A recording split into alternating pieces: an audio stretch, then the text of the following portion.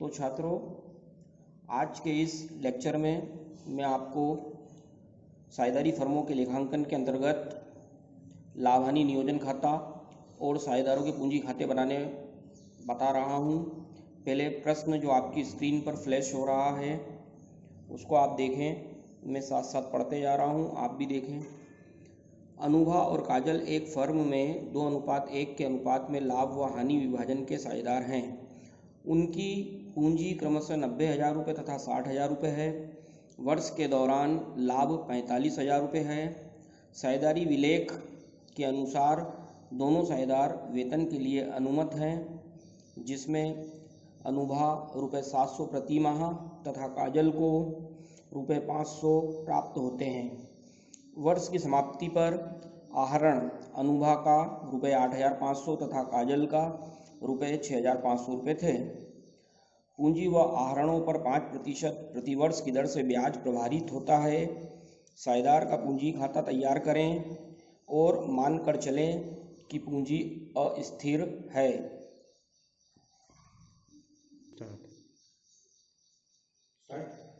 तो जैसा अभी हमने प्रश्न को पढ़ा कि इस फर्म में दो साझेदार है, अनुभा और काजल, जो 2:1 के अनुपात में लाभ हानि का विभाजन करती हैं। उनकी पूंजियां क्रमशः 90,000 रुपये और 60,000 रुपये है। वर्ष के दौरान लाभ 45,000 रुपये है। साझेदारी विलेख इन्हें साझेदारी समझौते के अनुसार दोनों साझेदार वेतन के लिए अनुमत है, मतलब उनको वेतन मिलता है, जिसमें अनुभा को 700 रुपये प्रति माह तथा काजल को 500 रुपये प्रति माह प्राप्त होते हैं। वर्ष की समाप्ति पर आहरण अनुभा का 8,500 रुपये तथा काजल का 6,500 रुपये हुआ, यह किया था उन्होंने। पूंजी व आहरणों पर 5% प्रतिवर्ष की दर से ब्याज प्रभारित होता है। साझेदार का पूंजी खाता तैयार करना है, यह मानकर कि पूंजी अस्थिर है। तो इस क्वेश्चन में हमको पूंजी खाता बनाने के लिए बोला गया है, परिवर्तनशील पूंजी खाता, पर उसके पहले हमको लाभ हानि नियोजन खाता बनाना पड़ेगा लाभ के विभाजन के लिए। तो सबसे पहले मैं आपको यहाँ पर लाभ हानि नियोजन खाता बनाना बता रहा हूँ। लाभ हानि नियोजन खाते में सबसे पहले क्रेडिट में लिखेंगे सकल लाभ, और सकल लाभ आपको प्रश्न में दिया हुआ है 45,000 रुपये का। तो क्रेडिट में सकल लाभ 45,000 रुपये। अब इसमें पूंजी और आहरण पर ब्याज लगाने की बात भी कही गई है। तो पूंजी पर ब्याज डेबिट साइड, पूंजी पर ब्याज से ए फॉर अनुभा, के फॉर काजल, दोनों की पूंजी पर ब्याज। अब दोनों की पूंजियां दी हुई आपको 90,000 और 60,000। 90,000 और 60,000 पूंजी है इनकी। इसका 5% निकाल के लिखना है। तो 90,000 का 5%, 90,000 का 5%,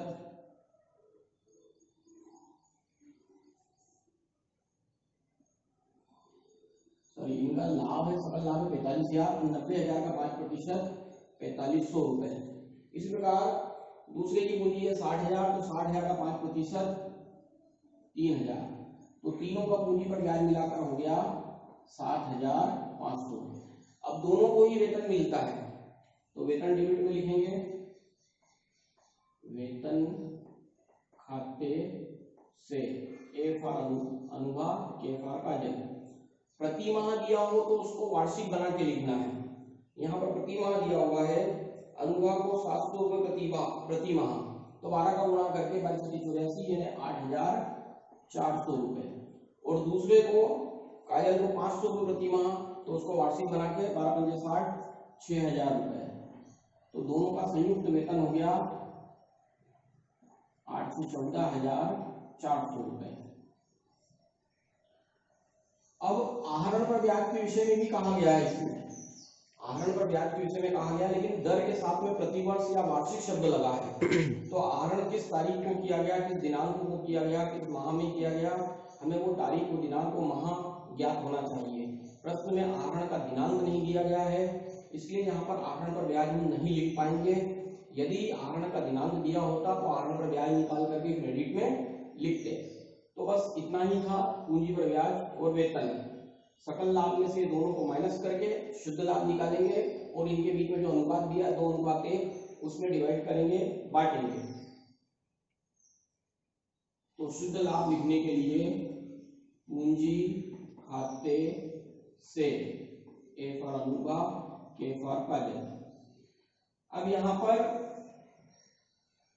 क्रेडिट का टोटल हो रहा है 45,000 रुपए और डेबिट का टोटल हो रहा है 14,21,900 रुपए। तो 21,900 रुपए डेबिट के माइनस कर देंगे तो 0,0,1,3,2 23,100 रुपए शुद्ध लाभ आया, जिसको बांटना है ए और के के बीच में 2:1 में, यानी 2/3 1/3। तो 23,100 का 2/3, 3 एकम 3, 3 सते 21, 3 सते 21, 0 0, 2 शून्य 0, 2 शून्य 0, 2 सते 14 के 4, हक्का 1, 2 सते 14 और 1 15। तो पहले वाले का आ गया 15,400। इसी प्रकार दूसरे का 23,100 गुणा 1/3 कैंसिल करेंगे तो 7,700। तो दूसरे को काजल को मिलेंगे लाभ में 7,700, तो ये 7,700 और जोड़ करके राशि के कॉलम में 23,100, दोनों साइड का टोटल 45,000। तो ये आपका लाभ हानि नियोजन खाता बन गया। अब उन्होंने कहा है कि पूंजी खाते बनाइए यह मानकर कि पूंजी अस्थिर रहती है, अर्थात परिवर्तनशील रहती है। तो पूंजी खाता बताने जा रहा हूं मैं आपको। पूंजी खाता बनाते समय सबसे पहले क्रेडिट में शेष लाया गया और इनकी पूंजियां 90,000 और 60,000। अब जो जो चीजें इनको मिलती है, पूंजी पर ब्याज, वेतन, कमीशन, शुद्ध लाभ, ये सब क्रेडिट में आएगा। लाभ नियोजन के डेबिट से, पूंजी खाते के क्रेडिट में।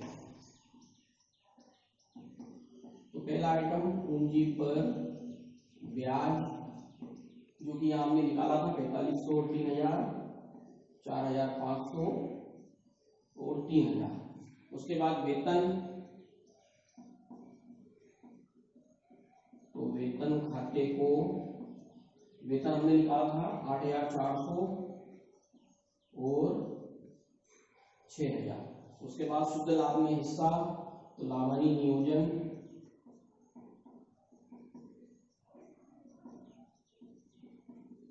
लाभ हानि नियोजन खाता जो कि 15,400 7,700, 15,400।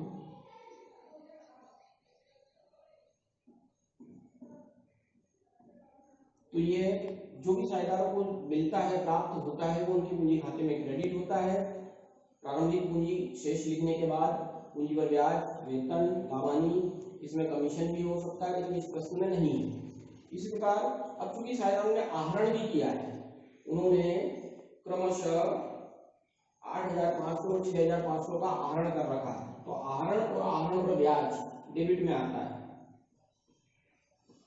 तो आहरण खाते से जो है 8,500 और 6,500, तो ये 8,500 और ये 6,500। पूंजी खाते का क्रेडिट का टोटल लगाएंगे, डेबिट को माइनस करेंगे और बैलेंस निकालेंगे, शेष निकालेंगे। तो ये हो जाएगा आपका 700, 7 3 10 6 16 के 6 हकाया 1 और 6 7। इधर का टोटल हो जाएगा 0 0 4 4 8 5 13 के 3 हकाया 1, 5 5 10 8 18 के 8 हकाया 1, 10 और 11। क्रेडिट के टोटल में से डेबिट को माइनस करके अंतिम पूंजी शेष निकालेंगे। शेष ले गए के नाम से लिखेंगे।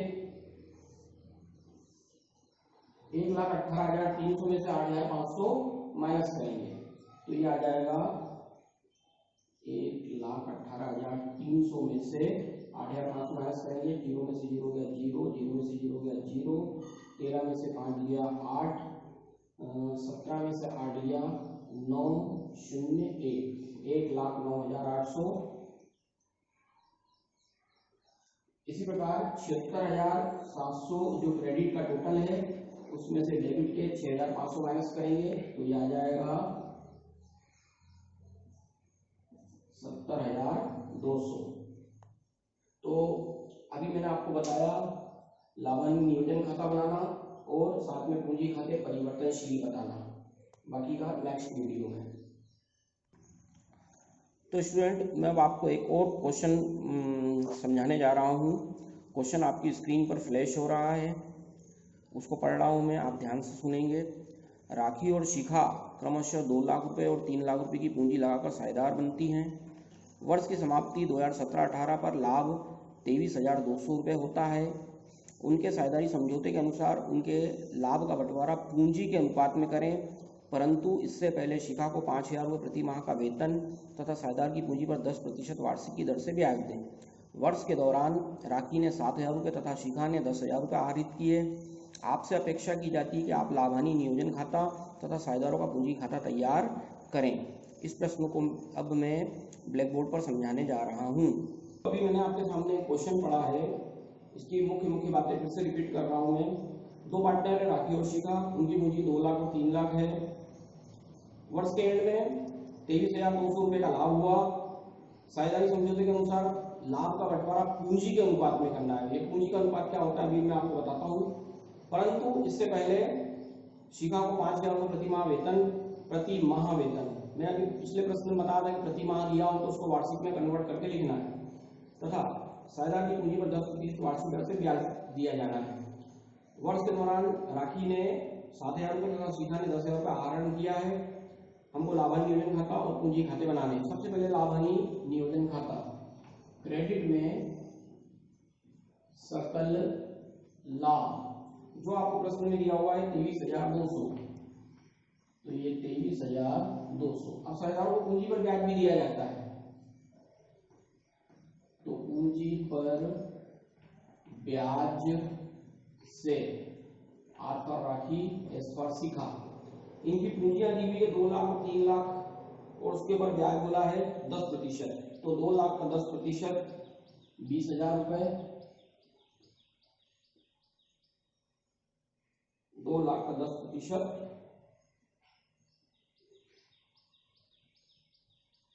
एक सेकेंड, 20% और 3 लाख का 10%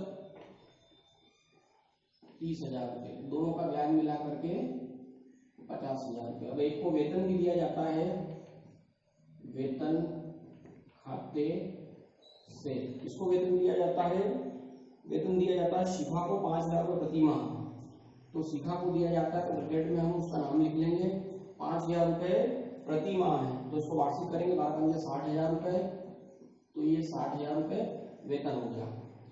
2 ही चीजें इसमें थी, इसमें आहरण और ब्याज के विषय में कुछ नहीं कहा गया है, कमीशन के विषय में कुछ नहीं कहा गया है, तो उसे हम नहीं लिखेंगे। अब यहाँ पर देखने पे ही पता लग रहा है कि डेबिट का योग ज्यादा है, डेबिट का टोटल ज्यादा है और क्रेडिट का टोटल कम है, तो इसमें शुद्ध हानि निकल रही है। तो यहाँ पर पूंजी खाते को राखी शिखा, डेबिट का टोटल हो रहा है आपका 1,10,000 रुपए और क्रेडिट का टोटल है आपका 23,200 रुपए। माइनस करने पर शुद्ध हानि आ रही है 86,800 रुपए, शुद्ध हानि आ रही है।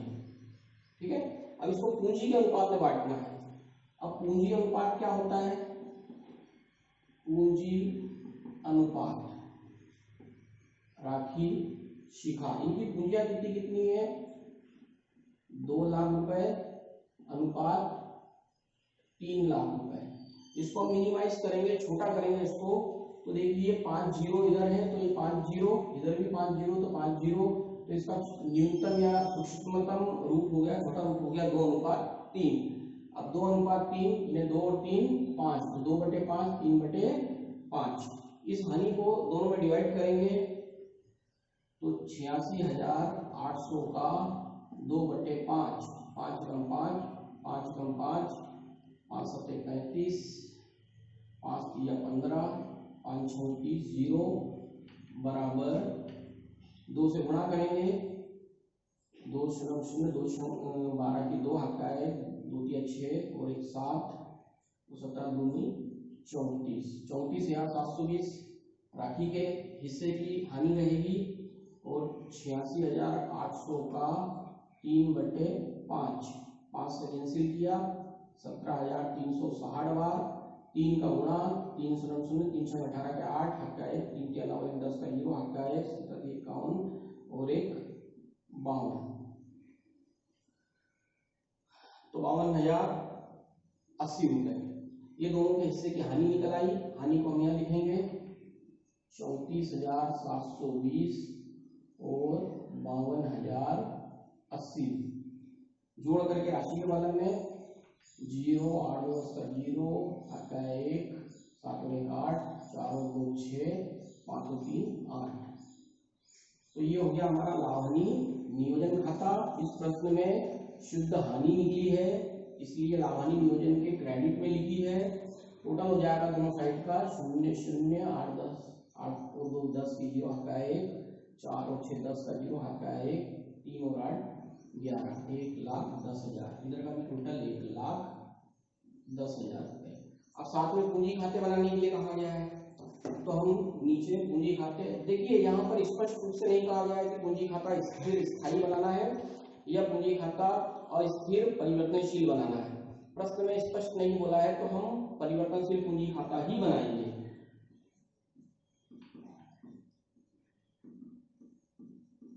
पूंजी खाते परिवर्तनशील। दो पार्टनर है राखी और शिखा, तो अमाउंट के 2 कॉलम बनेंगे।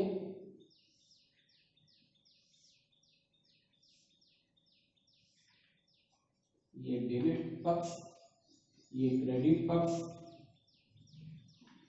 विवरण राखी शिखा,